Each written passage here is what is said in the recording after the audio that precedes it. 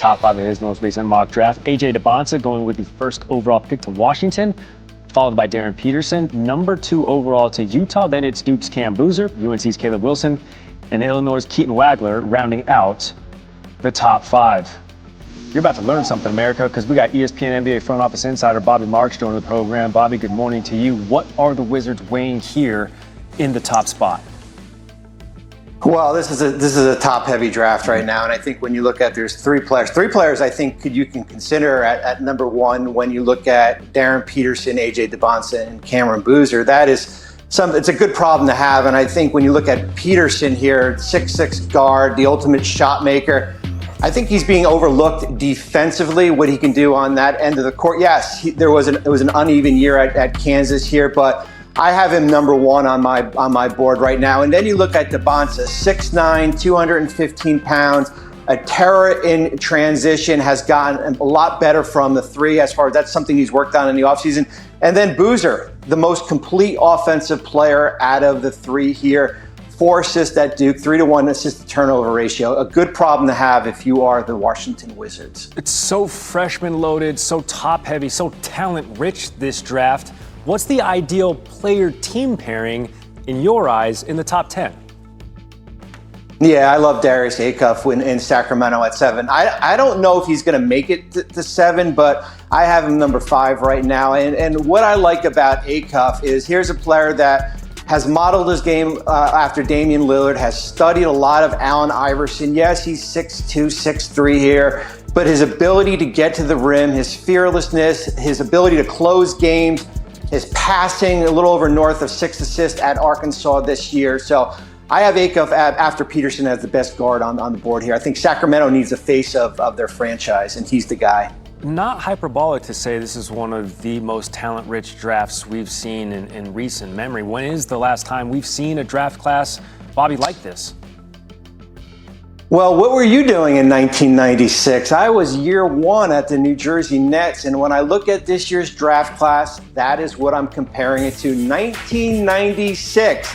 Allen Iverson, Stephon Marbury, Ray Allen, Kobe Bryant, Kerry Kittle, Steve Nash. The list goes on as far as a dearth of guards here. It was deep, and I think when you look at this year's draft, certainly Peterson will go in the top 2, but there's going to be a run of guards from 5 to 10. We might see 5 guards go right in a row, and I do look at that draft back in '96 comparable to what we're going to see on Tuesday night. Hall of Famers, MVPs, championships abound in '96. And to answer your question, I was sleeping with a nightlight back in 1996, Bobby Marks. NBA Draft Tuesday on ABC and ESPN. Thank you, Bobby.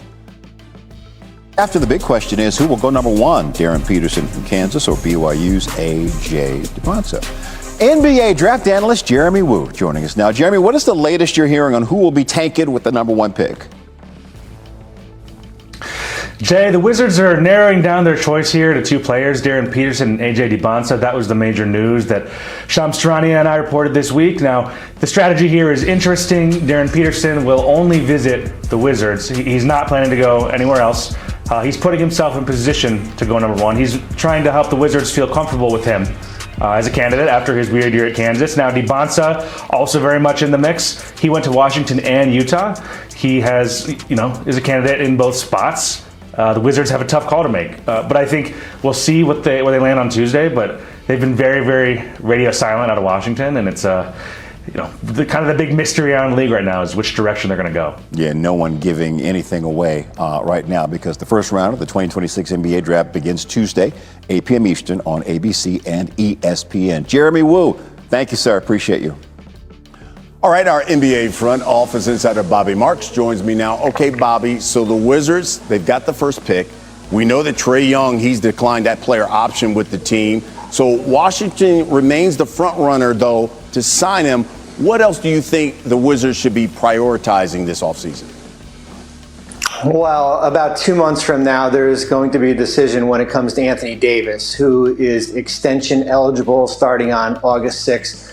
To sign a 4-year extension with the Wizards. He's got 2 years left on his contract. The second year is a player option. Here's a player that they acquired at the deadline, did not play this year because of injuries here, but certainly a big decisions on the horizon with with Davis. I think the other thing too, real quick, is this team's going to have to learn how to win. This is a team that finished the regular season 1-26. So although they get Young and Davis, there is some winning habits that need to be curated here. Yeah, you would think if they can re-sign AD, Trae Young, get a number 1 pick here, maybe they could do something, because the Wizards started 1-15 last season. As you pointed out, they lost 26 of their final 27 games. Let's talk about Giannis. Trade rumors obviously heating up here. What do you think? Which team is in the best position to make an offer to Milwaukee? I'm still in the belief it's Miami, because when you look at Giannis, it's the superstar checklist of 3 things that Miami has here. It's the win now player. When you look at a player like Tyler Hero, remember, you've got to get to $48 million in salary just to send out.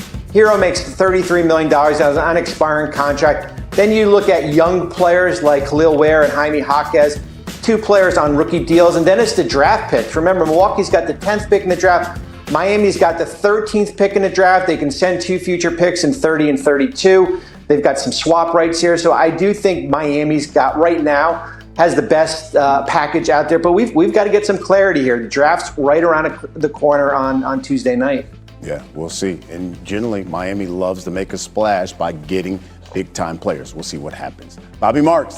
To the association, where it's the offseason of Giannis Antetokounmpo. The Bucks are listening to offers for the 2-time MVP, who is coming off a career-low 36 games played this past season. Giannis said last year that it might be time to move on. Team co-owner Jimmy Haslam says we'll find out soon whether Giannis signs a max contract to stay or is moved elsewhere. For more, let's bring in our senior NBA reporter, Brian Windhorst. So what's the latest that you're hearing on the Giannis trade front? Yeah, if it feels a little bit like NBA business is frozen waiting for this, well, it is, because this isn't just about what might happen between Giannis and where he might get traded, the 2 or 3 places that are most likely to land him. But this could trigger second and third level moves where the players who were involved in this trade for Giannis could be removed. And those teams that could potentially get involved in that are standing by and watching closely. And that even could involve further draft picks. Just go back a couple of years ago when one of the big moves of the summer was Dame Lillard getting traded to Milwaukee. Well, that maneuver freed up Drew Holiday to be traded in a secondary trade to Boston, a trade that ended up being one of the most important trades of the summer. So you have teams sitting with cap space waiting to see if they have an opportunity like that. A team like the Lakers, a team like the Nets, a team like the Pistons. And so to a certain extent, Giannis is holding up all NBA business right now. All right, we'll wait to see what is going on in Milwaukee. The future of LeBron James is also up in the air. He's set to become an unrestricted free agent. Wendy, what's the likelihood that he returns to the Lakers for his 24th season? Well, I think LeBron is quite interested in going back to the Lakers. And here's the thing about this. LeBron is one of the top 3 or 4 free agents on the market. And if the Lakers were able to re-sign him, especially if it's less than the max contract he was on last year, it would be considered a win.